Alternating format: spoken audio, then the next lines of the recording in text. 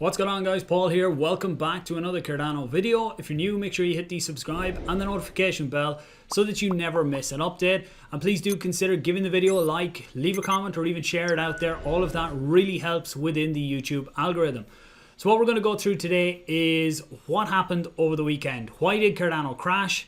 For anyone that hasn't seen, basically Bitcoin crashed and pulled the market with it. So we look at some of them reasons and look at how things are recovering and see where this week could play out. If anyone picked up some cheap Cardano over the dips in the weekend, you're looking for somewhere to stake, please do consider my own pools under the tickers Paul1 and Paul. Paul is having a very good epoch at the minute, actually probably the best one it's had so far. That is Cardano with Paul 2. But anyway, let's jump into the charts.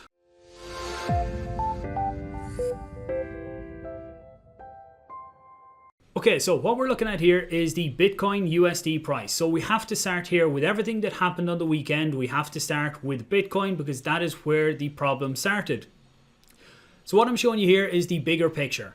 These types of drops, they happen within cryptocurrency. They're becoming fairly regular. During the 2017 run as well, we had lots of drops like this too. If we look back here to February this year, middle to end of February, we had a dip of 26%.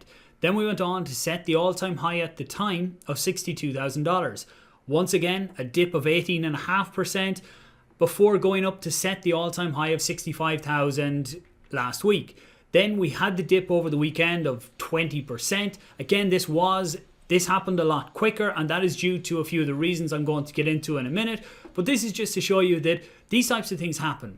Just because we drop by 20% doesn't mean the full bull run is over and that everything's falling apart.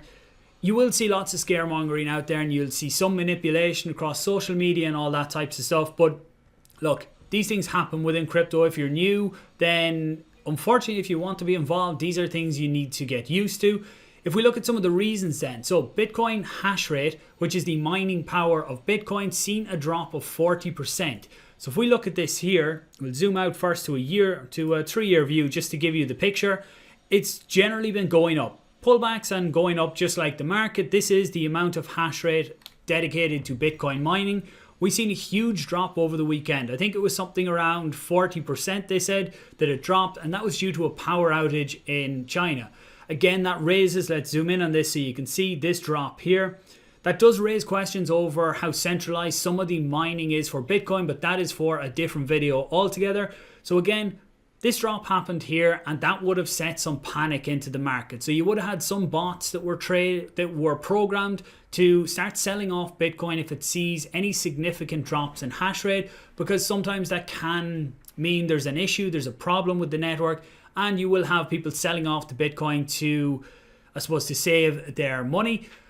But in this case, it was just a power outage. But what the sell-off could have caused, look, there could be lots of manipulation here as well. I've seen rumors going around about 9,000 Bitcoin being put into an exchange and then 20 being taken out on the other side. So again, they could have put it in, shorted the market, and then took out a lot more Bitcoin than they put in.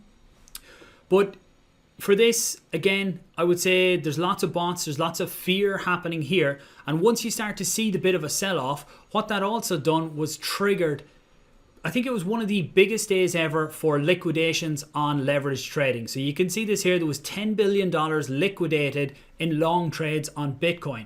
So things were getting extremely bullish for Bitcoin. Everyone was just piling into long trades.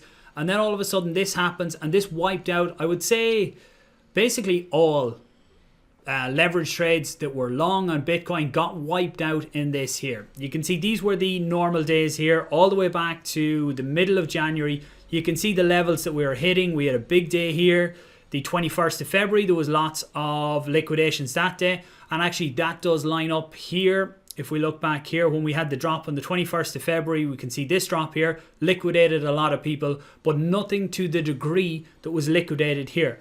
And why this is significant and why it just, once a few people start getting liquidated, it starts to liquidate more and more people. So basically with the long trades, what people are doing is they are borrowing Bitcoin from the broker in the expectation of the price going up, and then they sell back to the broker. So they sell their Bitcoin at a higher price, and then they sell back to the broker, and then they keep the profit. But when the trade starts to go against them, so they've bought Bitcoin at the price, a higher price, when the price starts going down and down, it gets to a stage where they do not have enough margin in their account to sustain the trade, and it means that they have to sell off the Bitcoin they have to pay the broker.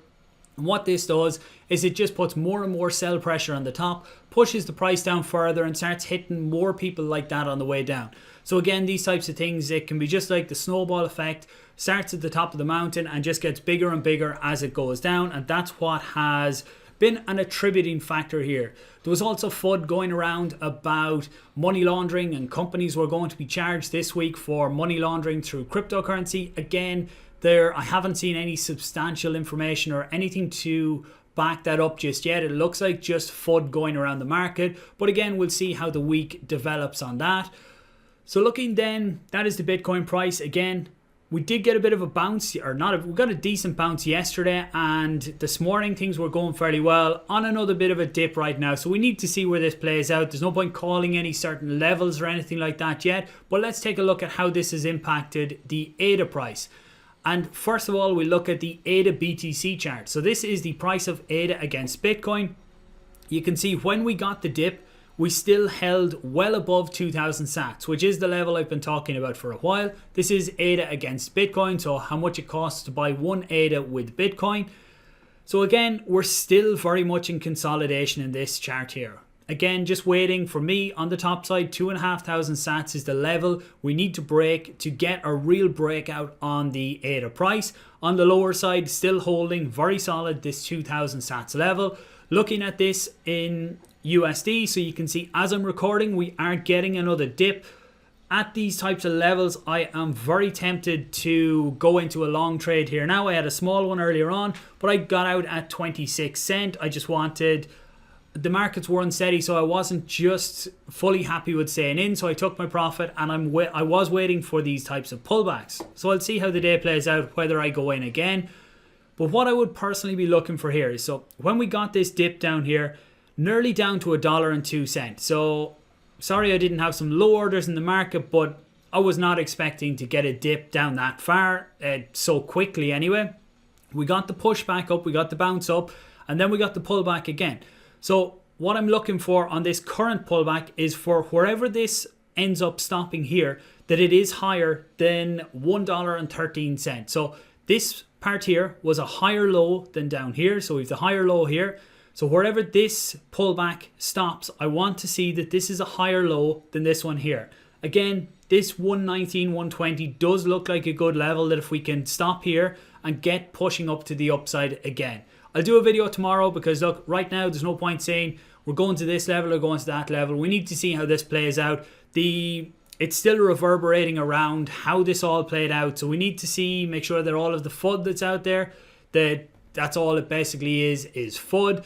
So that's it. I'm not going to go on any longer. There's no need. Basically, the reason that Cardano fell was because Bitcoin fell, pulled the whole market down. Again, looks to be lots of FUD going around. Doesn't look to be anything substantial that should have been the reason. And if all of that blows away, then I would expect the Bitcoin price to get back on its uptrend once again, along with the rest of the market pushing to the upside. So thanks for watching, guys. I do appreciate it. If you have any questions, leave them down below. I will probably be back with another video tomorrow looking at this. And thanks for watching. I appreciate it. Subscribe, like, and I'll talk to you tomorrow.